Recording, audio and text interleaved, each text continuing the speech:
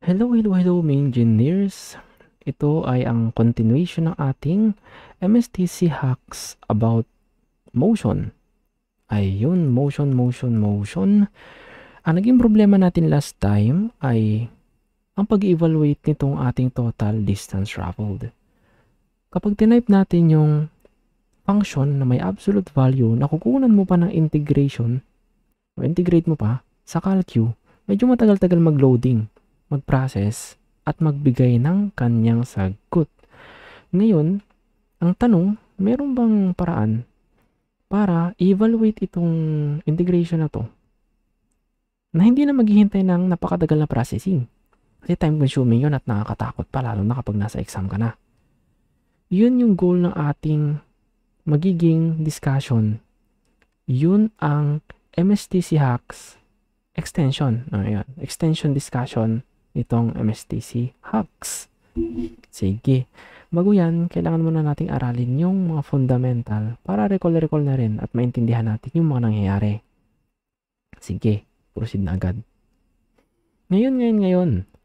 Ang tinawag natin dun sa particle natin last time ay isang car. Ayan, isang car daw. Itong car na to, pero kung particle naman, anything. Pwedeng tao, pwedeng car, pwedeng hayop, pwedeng planets. As long as nagmo-move siya. Itong ating car natin, for example, nakasakay ka o nandito ka, ayan. Meron kang dalawang pwedeng puntahan, di ba? Pwede kang pumunta ng right at pwede kang pumunta ng left. O 1D, pala 1D. I-denote natin yung ating right direction as yung positive direction. I-denote natin yung ating left as the negative direction. Ngayon, kunwari, mag-travel ka. O, papunta kang right ngayon. Brum. Ito yung initial position mo. Punta kang right. Brum. Ayan. May nakalimutan ka. O, bumalik ka ng bahay mo. For example, nasa left. Brum. Ito yung travel mo. Ayan. Pumunta ka ng left direction. Then, pumunta ka na ulit, pabalik ng right direction kasi nakuha mo na yung gamit mo. Ayan, napakalayo. Ngayon, ito na yung naging final position mo. O sige, sulat natin initial sa final position. Gusto mong makuha kung ano yung displacement mo. Paano makukuha kung ano yung displacement? Para makuha yung displacement, ang gagawin mo lang, pag-a-addin mo lahat ng mga travel mo. Pero i-keep mo yung sign. Paano? For example, ito, papuntang right positive. Ito naman, papuntang left negative. Ito, papuntang right positive. Kung pag-a-addin mo sila, ito plus negative. O, mababawas ito dito sa baba. Kaya ang matitira na lang ay ito. Then, i-add mo naman itong negative na direction dito sa mahabang papuntang right. Yan, negative plus positive direction, mapuputol siya, mababawas. Ngayon, ang net na travel mo na lang ay itong buong to. Yan. Itong buong to, from initial position to final, ito yung ating displacement. Pinag-add mo lang yung mga travel mo, pero kinip mo yung sign. Paano naman kung total distance traveled? Ano ba talaga yung layo na travel mo? Siyempre, malayo talaga yan kasi pabalik-balik ka. Pag-a-addin mo lahat ng travel mo, lahat ay positive. Meaning, regardless ng sign. Ito, plus ito, plus ito, yun ang total distance. Okay? Kapag sinabi nating displacement, pag-a-addin mo, i-consider mo yung sign. Kapag total distance, hindi mo i-consider yung sign. O positive lahat. Lahat positive. Yun ang pagkakaiba. Ngayon, another interpretation dito sa ating sitwasyon ay through graph. O, paano yung graph? Paano naman sa graph? Ganito yung mangyayari kapag graph.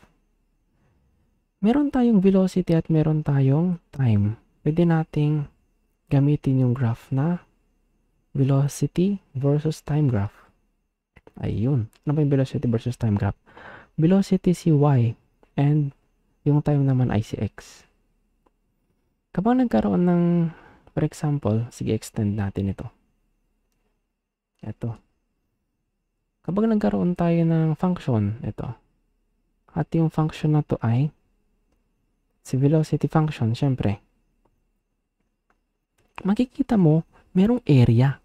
Merong area na nasa ilalim. Diba? Ito. Yan, bounded niya. Ito naman sa taas, ito yung area.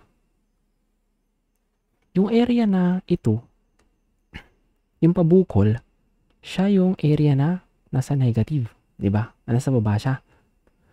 Ito naman, yung pa-triangle, ay positive, nasa taas siya. Ano naman? Ano naman ngayon? Area. Itong area na to ay magiging velocity times time. Paano? Kung kukunin natin yung area nitong triangle na to. Ito yung iyong time, ito yung iyong velocity. Mapupunta sa 1/2 base times height o t times v. Velocity times time. Iyang velocity times time is equal to displacement, SVT. Meaning, yung area under the curve, yan yung displacement. Okay po? Yung area under the curve natin ay yung displacement. Itong negative area, siya ay negative displacement or papuntang left. Ito namang positive area natin ay positive displacement o papuntang right. Meaning, kaya nating interpret yung direction na pinuntahan ng ating particle gamit lang nitong graph natin.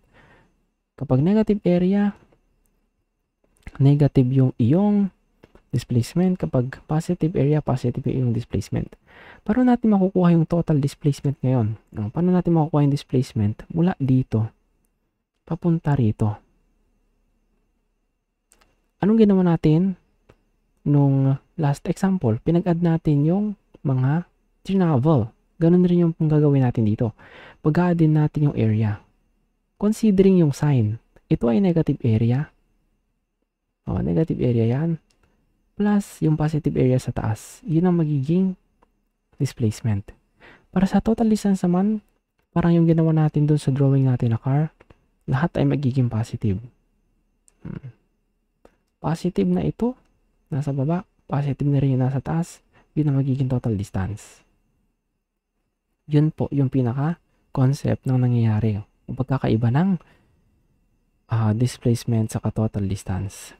Ngayon, i-apply natin to para masagutan yung ating problem. Balikan natin sa susunod na video.